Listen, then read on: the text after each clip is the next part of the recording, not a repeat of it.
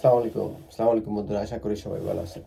বন্ধুরা, one more country joined to the list to recognize Palestine state. আপনারা জানেন যে 2 সপ্তাহ আগে ইউরোপের স্পেন, আয়ারল্যান্ড এবং নরওয়ে এই 3টি নতুন দেশ প্যালেস্টাইন স্টেটকে স্বীকৃতি দিয়েছে।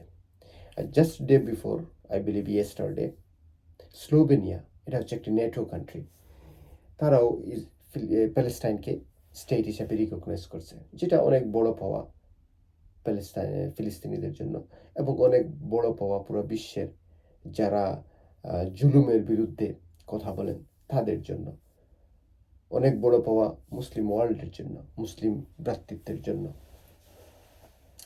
শুধু তাই নয় বন্ধুরা, আপনারা জানেন গত 7 মাসে ইসরায়েলের বোম্বার্ডমেন্টের কারণে এই গাজাতে প্রায় 36,000 লোক এই পর্যন্ত মারা গেছে, যাদের মধ্যে মোর দেন 50% অর্থাৎ 15,000-এর বেশি চিলড্রেন এবং ওমেন, 15,000-এর বেশি চিলড্রেন, যেটা খুবই মর্মান্তিক, কষ্টকর।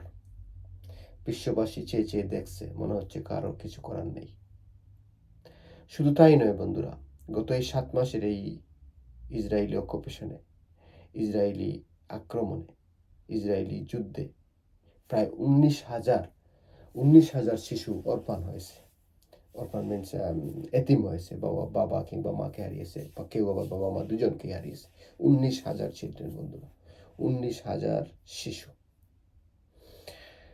তারপরেও ইসরায়েল কোনোভাবে দমানো যাচ্ছে না। যদিও তার মূল কারণ আমি সবাই জানি, ওরা কোনোভাবেই ফিলিস্তিনকে আর সোজা হয়ে দাঁড়াতে দিতে চায় না। শুধু তাই নয়, আমার যেটা মনে হয় বা অনেকের যেটা মনে হয়, যে ওরা চায় এই ফিলিস্তিন ভূখণ্ডটা বা গাজা যে ভূখণ্ডটা পুরাটাকে একটা ট্যান্ট সিটি বানিয়ে ফেলবে। অর্থাৎ কোনো ঘরদুয়ার থাকবে না, মানুষরা জাস্ট আমাদের দেশে যেরকম বস্তিতে থাকে এরকম থাকবে, খাবার দিবে, খাবার খাবে, ওদের কাছে সব নিয়ন্ত্রণ থাকবে, সব কন্ট্রোল থাকবে। এই জন্যই বলা হয় ফিলিস্তিন হচ্ছে একটি ওয়ার্ল্ডের সবচেয়ে বড় উন্মুক্ত কারাগার। যাই হোক বন্ধুরা, স্বাধীনতা যে কতটা ইম্পর্ট্যান্ট একটা জাতির জন্য, কতটা গুরুত্ব রাখে, কতটা জরুরি, এটা ফিলিস্তিনের দিকে তাকালে বোঝা যায়। আমরা খুবই লাকি, আমরা খুবই one of the luckiest nation in the world যারা মাত্র 9 মাসে স্বাধীনতা পেয়েছে। কিন্তু আমরা কি আমাদের স্বাধীনতার মূল্যায়ন করছি? পৃথিবীর যত লোক, যত নেশন তাদের স্বাধীনতা হারিয়েছে, বেশিরভাগ ক্ষেত্রেই তাদের নেইবার, বিগ বা দানবাকৃতির নেইবারদের দ্বারাই তারা তাদের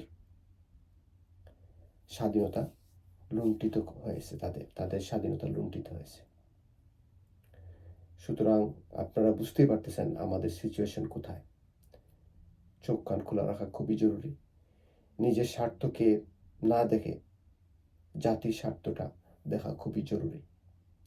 তাই চলুন আমরা এখন থেকেই এই ব্যাপারে সতর্ক হই, নিজের স্বাধীনতার ব্যাপারে, নিজের জাতীয়তার ব্যাপারে, আমাদের সেই সুন্দর লাল সবুজের পতাকার ব্যাপারে সতর্ক হই এবং এটাকে সম্মান করি, এবং এটাকে যাতে বলবৎ করা যায় আমাদের প্রজন্মের পর প্রজন্মর, এটাকে যাতে অক্ষত রাখা যায়, সুদৃঢ় রাখা যায়, তার জন্য চেষ্টা করি। আমরা যে যেখানে আছি সেখান থেকে চেষ্টা চালিয়ে যাই। সর্বশেষে ফিলিস্তিনের মুসলিমদের প্রতি সহমর্মিতা জানিয়ে বিদায় নিচ্ছি। খুদা হাফেজ। God bless Bangladesh, god bless ফিলিস্তিন।